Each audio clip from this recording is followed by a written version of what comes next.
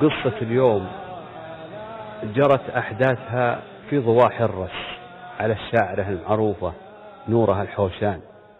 ونورة الحوشان هي اسمها نورة بنت حوشان بن علي بن دخيل الله الحوشان من أهل الرس. عاشت الحقيقة يعني الفترة اللي عاشت الزمن اللي عاشت فيه يقال إنها في بداية القرن الثالث عشر الهجري. كانت متزوجة من شخص اسمه عبود بن علي بن سويلم، وعايشت معه في مزرعته. ارزقها الله منه بولد وسمته حوشان على أبوها.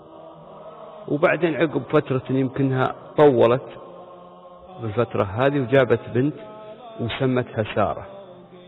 ويقال ان بعث لها بنت ثانية صغيرة، والله ما ادري عاد وش اسم البنت الصغيرة الثانية، لكنها عقب هالبنت هذه بفترة ما هي بطويلة اختلفت مع زوجها وصار بينهم اختلاف وهذا، وطلقها زوجها طلاق ما عقبه رجعه. ويوم طلقها راحت طبعا اخذت عيالها وراحت لبيت اهلها وعاشت في بيت اهلها. ولكن جو ناس كثير تقدموا يبون يتزوجونها من أهل الديرة، لكنها رفضتهم. وحتى زوجها عبود هذا تحسف على طلاقه لها وندم شديد ما عقبه. فكان إذا دخل البلدة أو دخل الديرة وقابلها مثلا في سوق ولا شاهدها في سوق ولا شاهدها عند دلو وهي جاية تروي ولا شيء ومعها بنياتها الصغار ومعها ولدها حوشان أو معها البنيات، يتألم وتكسر قلبه وده انها ترجع، لأنه يدري انها تغليه وتحبه وهي كذلك تغليه وتحبه، لكن هذا اللي الله كتب لهم. عقب فترة وحاول لعل الله سبحانه وتعالى ييسر الأمر، هي بعد ترجى الله ان الله يعني يهديها وكذا او يصير لهم حل. فما صار هالشيء، كل ما قابلها ولا شافها مع البنيات حتى لا سلم عليها بعض المرات ما ترد، يعني ما ترد، ما عاد تحله، طلقها طلاقا ما في رجعه.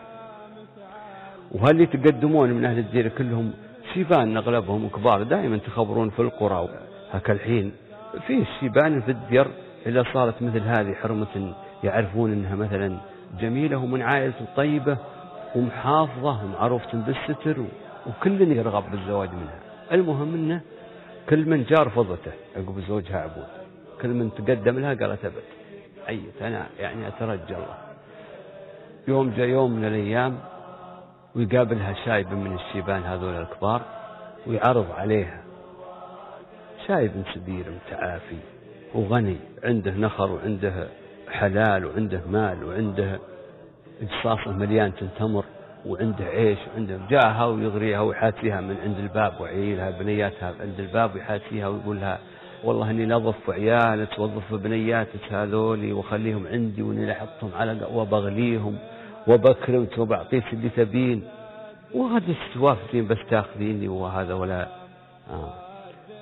هالحين ترى كثير من النسوان اللي طلق المنول في القرايا يتقدم لهم شيبانا يحرجونهم، اخذيني والله اني لبيت ولا اني لا.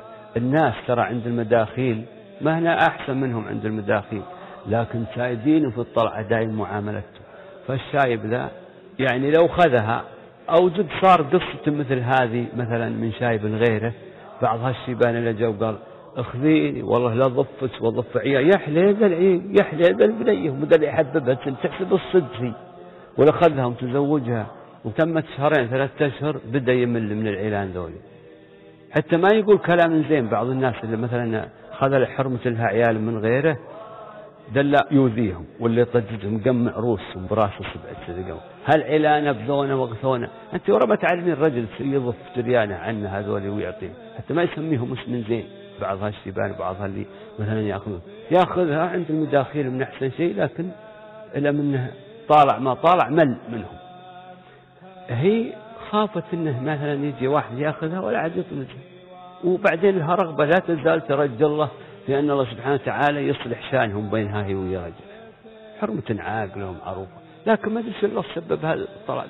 يمكن زوجها أنا أعتقد كذا ولا ما أجزم إنه من الناس اللي من أولها كالحين تهاونوا بموضوع الطلاق. بعض المرات بعض الأشخاص يقول علي الطلاق وعلي الطلاق، والطلاق من الكلام اللي ما يلعب فيه مثل السيف ما يلعب، ولا يجب على الإنسان أنه يتلفظ به عند ذات الدون أو عند حالات الغضب البسيطة يعني. أو تفرط منه المرأة وباكر يدورها ما عاد يلقاها ما عاد تحصل، مثل ما صار للرجال هذا.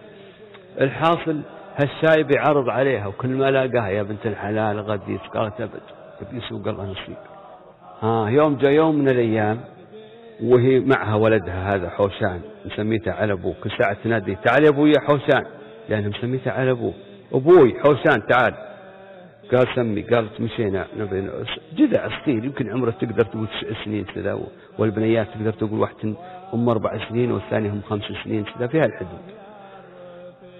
أخذت بناتها وراحت مسيرت لها على ناس في مثل ما تقول جبلية الديرة أو شمالية الديرة في نفس بلدهم من أقاربها، وراحت تزورهم، راحت عندهم مثلا من الظهر وزارتها اللي هي تبي في نخلهم أو محلهم واكرموها وحشموها ويمكنها تغدت عندهم. ويوم جت راجعة في طريقها راجعة لبيتها مرت من عند مزرعتها، مزرعة رجلها اللي هو عبودة بن سويلم، ويوم مرت ولا تخبرون الواحد من أول إلى مر بيبان المزارع والنخيل من أول يصير باب خشب ولا باب أثل ولا مثلا على باب المزرعة مثل ردامة كذا، لكن تشوف اللي مرة. المهم أنها يوم مرت وطالعت ولا والله أنها معها بنياتها ومعها ولدها، يوم مرت ولا هذه ولا كل هالمدة اللي فاتت والفترة اللي فاتت عاد أنا ما أدري وش كثر الفترة اللي من حد يومها هذا إلين يوم يطلقها ما ندري وش كثر،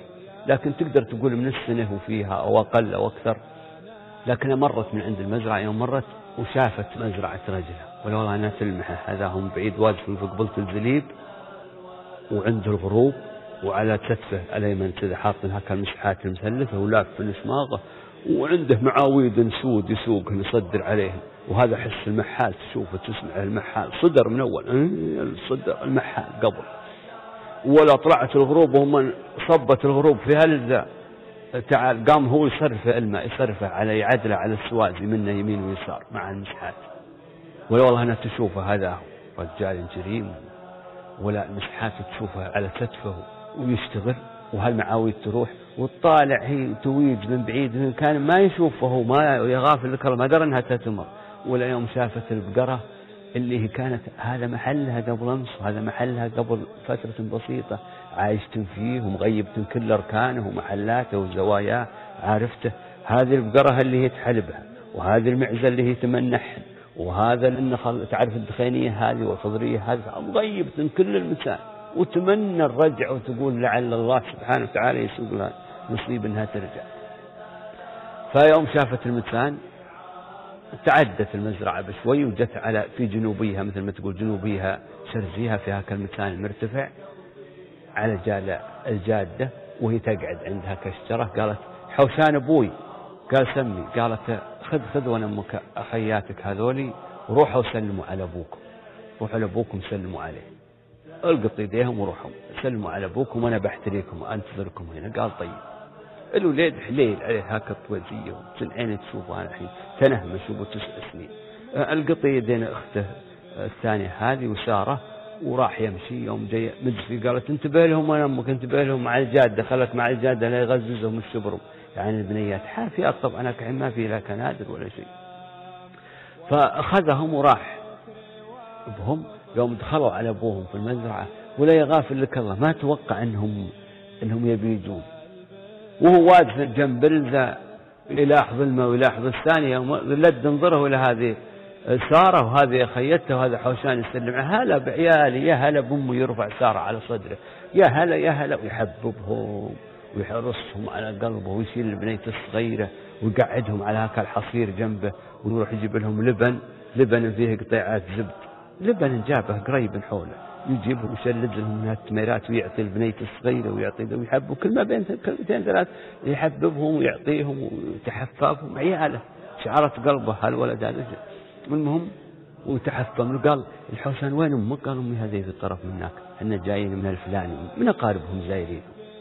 اضمز يلبوا ولا على انتصاف تلونه هاك الساعة وقت الرطب وهو يقطع شماريخ. قال خذ كذون أبوك رح عطهن أمك وتعال. راح يركضوا لليه الطائر ينقز وصلهن يوم وصلهن ويجي راجع ويقعدون مع أبوهم شوي. المهم يوم منها يعني زاروا الوقت الكافي أخذ البنيات الأبو لكن قبل ياخذ البنيات مر على المزرعة وخذ شوي بيدجان ومثل ما تقول لوبة وحبحل ومن خضرة العسل الموجودة وحضنها الهلامة ولا قرعة وجاء يركض وجاء شايلهم في سده والبنية شايلها معه وحيد تمشي والولد معه. يمكن الولاد شايلين القرعة يمكن. الحاصل انهم يوم اقبل على الام هذه قاعدة وهي تضفضف بعبادتها هي سمعين تشوف وناحية يوم تضفضفت. لكن اثناء قعدتها وهي قاعدة وهم زايرين ابوهم، هذه الفقرة نسيتها برجع لها لانها مهمة. اما هم كانوا البنات عند ابوهم قاعدين واخوهم معهم، هاك الساعة كانت هي تهوجس فيهم، سنها تشوف وهم قاعدين عند ابوهم، سنها تصور ابوهم وهو يسلم على بنيات يحببهم وقلبها يتهصر ودها بالرجعة. هذا اللي هي تبيه ودها به. وتذكر في نفس الوقت ذاك الشايب اللي حدها، ذاك الشايب اللي سنه عرز رطات من اهل الديره، شايب بس بدين يقربها ثم الله يجي قلبه تلعى مشاته ما عاد مطلقها واللي يغريها بالمال يقول والله اني لظف العيب. تذكرت ذاك ما تبيه، تذكرت اللي هي تبيه وقالت القصيدة هذه تقول يا عين هلي صافي الدم هلي، يا عين هلي صافي الدم هلي ولا قضى صافيه هاتي سريبه، يا عين شوفي زرع خلت وراعيه. هذه معاويده وهذه زليبه. هي فعلا تشوف الزرانيد وتشوف الزليب وتشوف المعاويد. يا عين هلي صافي الدم هلي ولا قضى صافيه هاتي سريبه، يا عين شوفي زرع خلت وراعيه. هذه معاويده وهذه زليبه. فيما مضى يا مال رايه ماليه تشاور انا وياه واليوم جيتهم علينا صعيبه. ان مرني في الدرب ما اقدر احاتيه. تذكرت يوم انه يلازيها عند الدلو ويلازيها ويقول يسلم عليها. ان مرني في الدرب ما اقدر احاتيه، مصيبتني يا كبرها من مصيبه. اللي يبينا عيت النفس تبغيه واللي نبي عي البخت لا يجيبه. هذه هي قصيدة. طبعا البيت الأخير ذا أصبح مجرى المثل، وحاولوا كثير من الشعراء أنهم يطبقون أو يصلون للمعنى بهالسهولة ويمكنهم ما قدروا. فتذكرت من القصيدة يوم تقول إن مرني في الدرب ما أقدر أحاتيه، مصيبتني يا كبرها من مصيبة. ما هو يلاقيها ويشوفها عند الزة سلم عليها ولا ترد عليه. وتذكر هالشايب اللي يلاحظها ويبيها وهي ما تبيه. فهذا اللي خلاها تقول اللي يبينا عيت النفس تبغيه واللي نبي عي البخت لا يجيبه. هالبيت هذا أصبح مضرب مثل لسهولة تركيبه وقوة معناه. وهو صدق عاد جاء رجلها عبود والبنيات شايلهم معه والولد شايلهم معها خضرة، يوم حطهن عندها وهي تضفضفهن في أباتها ويسلم عليها ولا ردت. وقفت يوم وقفة حطهم عندها وقفة من عينينا تشوفه، يوم وقفة تشوف فيها غبار من النخل تخبرون وهذا، وحتى طرف اسماغه جايه مثل الطين من المسحات. هذا عاد في نظري أنا اللي أنا أشوف.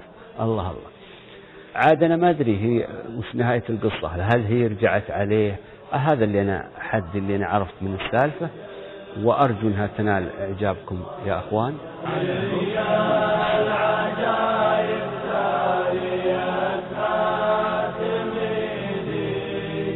كم